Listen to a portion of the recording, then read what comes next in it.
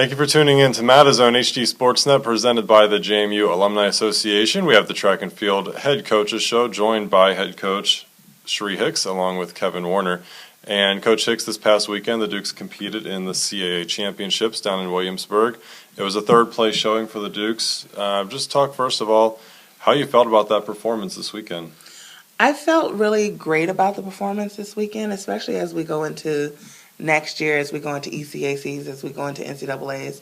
I feel like the team, especially our younger student athletes, stepped up big this weekend. Now, looking at some of those performances, let's start first of all on Friday. And a young lady in the long jump, Kennedy King, who's just stepped up with a big performance, and it was a tight competition until at the very end of the last jump, she just blew the field away. Yes. Well, Kennedy was looking great in practice all weekend from what Coach Frias has been letting me know. And at this competition, she was a little bit behind the board throughout the prelims, and then finally in the finals, she kept getting closer and closer to that board, and on that last jump, she hit that board and she took off. Kennedy positioned herself well to move on to NCAA with her performance. Mm-hmm. And there's another performance on Friday that it was an NCAA level performance. Yes. And that was escaping me. Who was it? That is Kathleen Stewart. Kathleen Stewart in the 5K, who had a huge PR as well. Her previous PR was over 17, if I am correct, or just a little bit under 17 minutes. And this weekend she ran 16:20-something, if that. And that is notoriously gotten into NCAAs. But right now she's kind of sitting about 40-ish, I do believe. So we're crossing our fingers. So moving on to Saturday, Kennedy picked up her first medal Friday, then 3 more gold medals for the Dukes on Saturday. Mm-hmm. And Kennedy was part of the first one in the 4x100 relay. What did you see from the 4x1, the first gold for the Dukes in that event? On Saturday? Well, I saw great exchanges throughout, from first leg all the way to the last leg. And usually, typically, if you have some great exchanges, plus some people that run fast, you will do well in the 4x1. And then part of that 4x1 team was Deanna Forbes, and she's been getting it done all year long in the hurdles for the Dukes. Great race for her to break 14 seconds and win the 100 hurdles. It was a great race. Yet again, another great PR, once again from one of our underclassmen.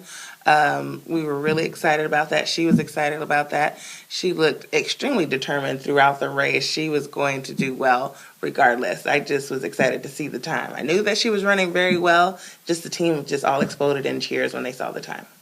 And another member of the 4x100 relay, Annie Johnson, a really tight race in the 100 meter and able to pull it out at the very end.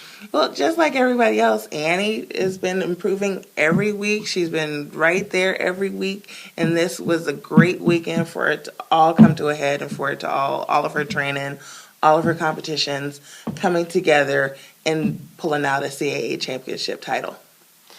Now, for the Dukes, a lot of the point scorers, even the other medalists, the second or third place medalists, a lot of freshmen and sophomores in that group, young ladies who will be back next year.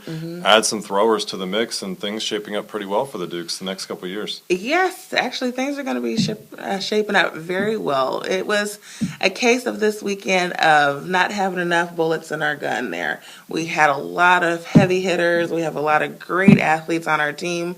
However, we need more of them. And I think as a coaching staff, we did a great job of recruiting more of them, because we have a minimum of 15 young ladies coming in next season, including a few new throwers. So that's going to help us a lot. The underclassmen helping to train up the freshmen coming in. So it's going to be an exciting year, and it was exciting just to see our underclassmen, the future of our program, doing great things this weekend. And that just gives us a lot of hope for the future if we could just continue that. Still a lot to achieve this year yet. What's next for the Dukes in postseason competition? Well, we also have ECACs, and we have all of our relays qualified in that. And we have 3 hurdlers. We have a few people in the 100. We have a few people in the 200, and jumpers as well. And then we also have our distance crew. A lot of our young athletes qualified in individual events.